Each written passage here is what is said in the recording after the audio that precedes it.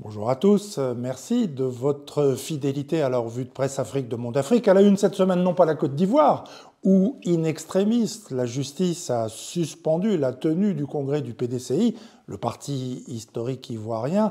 Difficile en effet de parler ici d'une situation politique aussi évolutive que Monde Afrique suit bien sûr en temps réel. Rendez-vous donc sur notre site pour plus d'informations et d'analyses de cette inédite crispation, à se demander tout de même si Ouattara ne se révolte pas contre Macron. Non, cette semaine, coup de projecteur sur une autre décision de justice, mais au Sénégal, celle-ci, où la réintégration de l'opposant Ousmane Sonko sur les listes électorales a été autorisée par un tribunal, de quoi peut-être lui ouvrir la voie à une candidature à l'élection présidentielle, celle du 25 février prochain, étant tout de même souligné que l'État a interjeté appel de cette décision. Dans cette affaire Sonko, le jugement de la chambre criminelle est anéanti, lance à Dakar le site Sénéweb, se référant à cette décision donc du tribunal d'instance de Dakar. Ce journal en ligne, tout à son enthousiasme, assurait aussitôt le jugement rendu que la précédente décision de justice prise dans cette affaire n'existe plus, mais ça, c'était peut-être aller un peu vite en besogne. Alors vite en besogne car l'État a décidé de faire appel. Toutefois, Sénéweb souligne que ce jugement a été rendu moins de 15 jours avant la clôture des dépôts de candidature à la présidentielle, autant dire demain. Alors, Ousmane Sonko participera pas à la succession de Macky Sall.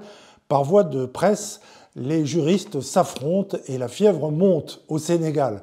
Ainsi, lorsque Sénéweb remarque que les arguments des avocats d'Ousmane Sonko sont une manière de couper court à ceux des avocats de l'État qui estiment que ce dernier ne peut être réintégré qu'à la prochaine révision des listes électorales, le quotidien Le Soleil, lui, serait quand même plutôt de ceux des avocats de l'État sénégalais, lesquels entendent se pourvoir en cassation, affirmant que la décision du tribunal n'étant ni définitive ni exécutoire, Ousmane Sonko reste radié des listes électorales jusqu'à ce que la cause soit définitivement jugée. On le voit, la fièvre monte au Sénégal car c'est une vraie course contre la montre qui s'y joue, course au dépôt ou non du dossier de candidature d'Ousmane Sonko. Dakar Matin rapporte ainsi l'intention de son mandataire de récupérer au plus tôt les fiches de parrainage nécessaires à la constitution du dossier de candidature de l'opposant numéro 1 au régime sénégalais.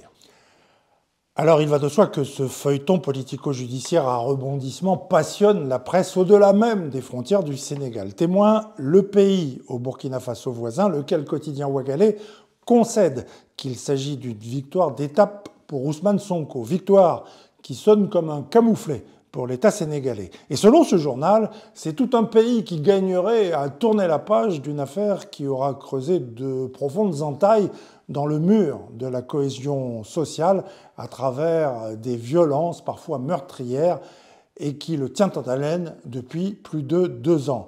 Énonce donc Le Pays. Témoin aussi en Côte d'Ivoire, le site L'Infodrome qui estime sans attendre qu'Ousmane Sonko a obtenu gain de cause et l'on pourrait multiplier ainsi les exemples.